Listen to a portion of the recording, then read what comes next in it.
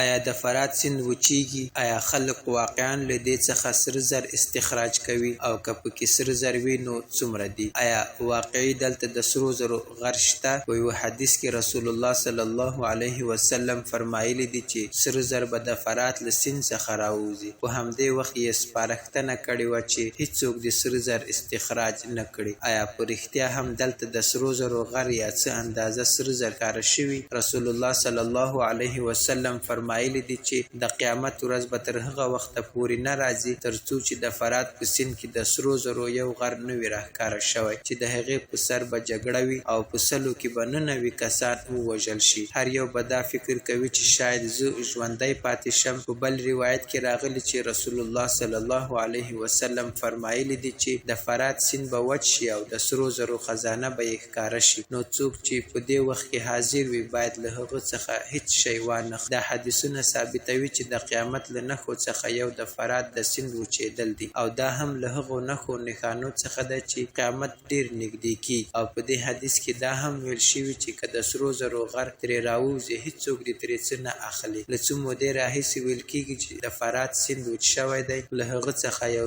یو زوړ ښار هم راښکاره شوی او ویل کېږي چې خلک له دې ځایه سره زر استخراجوي. ځینې خلک حتی وایي چې دا په حدیث کې د سرو زرو خزانې ته اشاره کوي او سرو زرو نه مراد تیل دي. مخکې له دې چې د فرات سیند په اړه خبرې وکړو راځئ چې د فرات سیند په اړه لږ څه زده کړو. د فرات سیند شاوخوا 2780 کیلومتره اوږدوالی لري. دا په اسیا کې 15م لوی سیند او په لویدیځه اسیا کې تر ټولو لوی سیند دی. د اوبو لګولو مساحت یې شاوخوا 440 مربع متره دی چې د 6 هیوادونو په اوږدو کې غځېدلی. دا د کارا او مراد سیندونو د 2 څانګو په ترکیب کې رامنځته شوی دی. دا هم په یوه لویه دلدل سیمه بدل شوی دی. په ترکیه او سوریه کې د فرات پر سیند ډیر بندونه جوړ شوي. لومړی بند په 1979 لسیزه کې جوړ شو. تر دې دمه د جوړ شویو بندونو له امله د اوبو جریان کم شوی دی.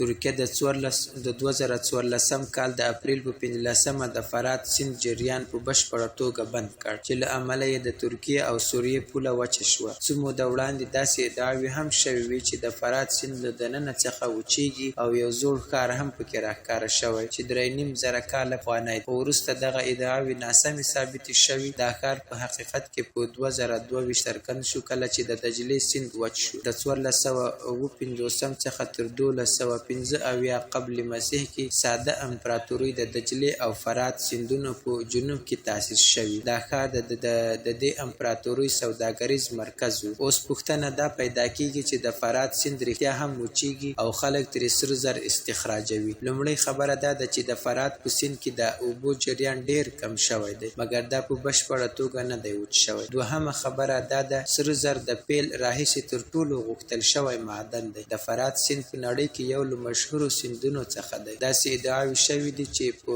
کې ډیر سره زر شته. د فرات د سیند تاریخ زرګونه کاله پخوانی او دا د ډیری تمدنونو لپاره د اوبو یوه مهمه سرچینه وه. تیرو وختونو کې د سیند په غاړو کې د سرو زرو کوچنۍ کان کیندنې عملیات ترسره کېدل. تر دې وړاندې هم د ځینو کسانو په اړه داسې راپورونه ورکړل شوي چې د سیند په غاړو کې یې د سرو زرو د موندلو ادعاوې کړي. خو دا ادعاوې نه دي تایید شوي او نه هم داسې اسناد او شواهد وړاندې شوي چې په سیند کې د سرو زرو ډیرې زیرمې شته. د تاریخي اسنادو له مخې په پخوانیو وختونو کې د فرات سیند په شاوخوا کې د سرو زرو کانونه وو. د سرو زرو یو څه باید له دې کانونو څخه راغلي وي. په اوسني وختونو کې په ختیځ سوریه کې د سرو زرو کوچنۍ کان کیندنې ترسره شوي. دا کار د ځایي کلیوالو لخوا ترسره کیږي مګر دا د سرو زرو خورا لږ مقدار دی. کارپوهان وایي هغه طلا چې د فرات له سیند څخه را ایستل کیږي په شاوخوا سیمو کې د سرو زرو د ډبرو د طبیعي تخریب پایله ده. تر اوسه داسې کوم شواهد نه دي موندل شوي له دې څخه دا ثابته شي چې د فرات په سیند کې د سرو زرو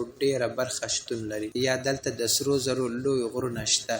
که پوهان په دې باور وي چې د فرات په سیند کې سره زر نشته نو په حدیث کې راغلي ډیر خلک وایي چې په حدیث کې سره زر د تیلو څخه مراد دي. علما وایي چې په حدیث کې د سرو زرو نوم په واضحه توګه تکرار شوی دی. نو له دې څخه د سرو زرو ته اشاره شوی. دا تیل نه بلکې سره زر دي. کېدای شي د فرات سیند وچ شي مګر که چیرې یوه سیمه وکیندل شي نو ډیر سره زر به له هغه ځای څخه راووځي. داسې هم کېدای شي چې د قیامت په رانږدې کېدو به الله تعالی تعالی د سین پټي خزانه عام خلکو ته ښکارا کړي. د حضرت محمد صلی الله علیه وسلم دا وړاندیونه د قیامت نه نږدې لپاره ده. موږ باور لرو چې دا وړاندیونه به رښتیا ثابت شي او په داسې توګه به دا ثابت شي چې د نړۍ پوهان په حیران او اندېښمن کړي. دا د الله پاک په واک کې دي. الله چې څومره وغواړي او چاته چې وغواړي علم ورکوي. کله چې قیامت را نږدې شي نو ممکنه ده چې الله تعالی به په خپله په حدیث کې د ذکر شوي خزانه اصلي ځای د یو متخصص په زړه کې واچوي. والله